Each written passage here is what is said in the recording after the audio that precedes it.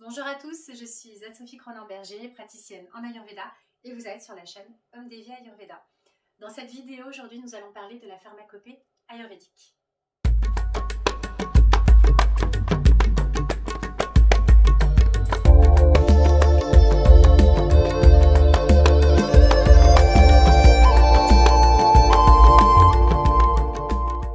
Alors déjà pour commencer, est-ce que vous saviez que la pharmacopée ayurvédique comptait environ plus de 6000 médicaments? C'est énorme. Alors peut-être que vous avez déjà entendu parler de Shatavari, d'Ashwagandha ou même de Tulsi.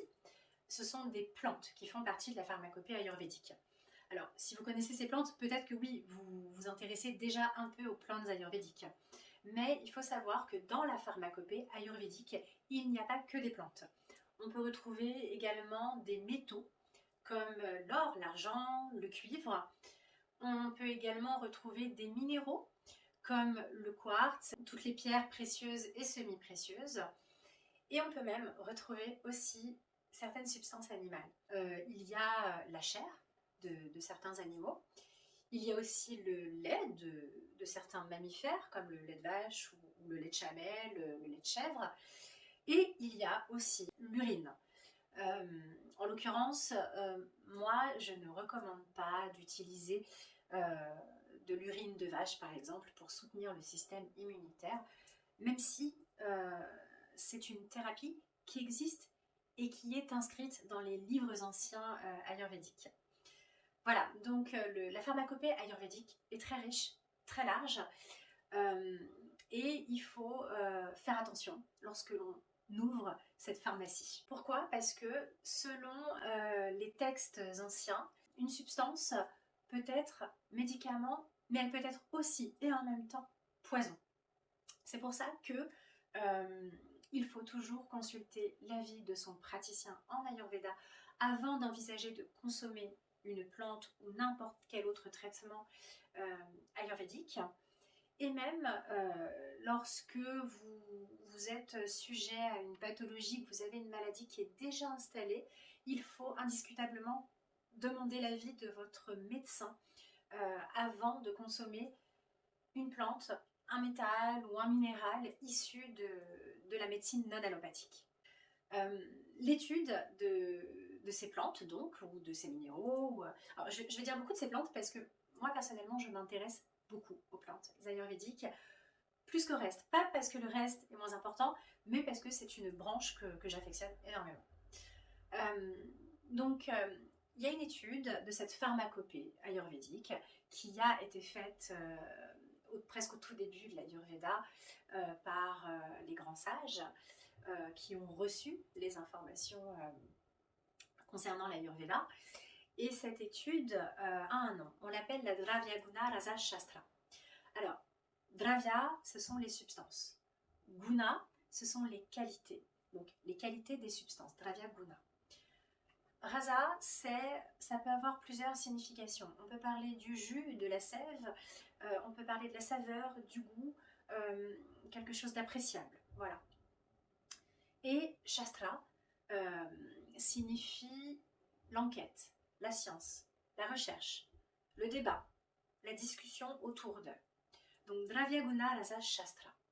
Finalement, c'est la discussion, la science autour des substances, des qualités des substances thérapeutiques que la nature nous offre. D'ailleurs, grâce à la connaissance des qualités thérapeutiques de ces plantes, il est possible de pouvoir utiliser une autre substance quand soit on manque de la première substance choisie, ou alors même quand nous ne souhaitons pas utiliser une première substance. On peut ne pas vouloir l'utiliser parce que, par exemple, il s'agit de l'urine de vache. Ou alors on peut ne pas vouloir l'utiliser parce qu'elle augmenterait peut-être kapha et nous, on est dans une optique de réduire kapha. Donc si on a une plante qui augmente kapha, mais qui a des propriétés thérapeutiques qui sont intéressantes pour ce qu'on a, eh ben on ne l'utilisera pas et on ira chercher une plante à côté qui a les mêmes propriétés thérapeutiques, mais qui n'agit pas sur l'augmentation des tissus de kapha. Donc voilà, l'étude, le Dravya Guna Rasa Shastra, il est très intéressant pour ça, puisqu'on a une lecture, une grille de lecture des plantes qui est totalement différente de la grille de lecture comme en herbologie traditionnelle et qui permet d'avoir une palette très large de médicaments. Voilà. Alors bien évidemment, avant de vous parler des qualités propres à chacune des plantes ayurvédiques et puis aussi d'autres, pas forcément qu'ayurvédiques, on a besoin d'avoir une lecture à travers le prisme de l'Ayurveda. Et pour ça, il va falloir que je vous parle, avant d'aller vers les plantes, de comment on lit une plante grâce à l'Ayurveda. Donc ça fera l'objet de vidéos à suivre. Et d'ailleurs, la prochaine vidéo que je souhaite voir avec vous, que je diffuserai, c'est une vidéo qui mettra en lumière les points communs entre les plantes, entre l'être humain et entre les éléments, c'est-à-dire entre l'espace, l'air, le feu, l'eau et la terre, qui sont les 5 éléments reconnus par l'Ayurveda. Voilà, j'espère que ce sujet vous plaît autant qu'à moi. Je vous dis à bientôt et merci d'avoir écouté cette première vidéo. Merci à tous. Ah oui, et j'oubliais, comme c'est la première vidéo, j'ai pas forcément les bons réflexes. Donc si vous avez apprécié ce sujet, n'hésitez pas à mettre un pouce bleu. Si vous souhaitez être informé des prochaines vidéos, abonnez-vous à la chaîne Om Devi Ayurveda. Et si vous souhaitez recevoir une notification qui vous informe de la mise en ligne de ma prochaine vidéo, eh bien pensez à activer la petite cloche juste au-dessus. Voilà, j'ai terminé et je vous dis à très bientôt. Merci.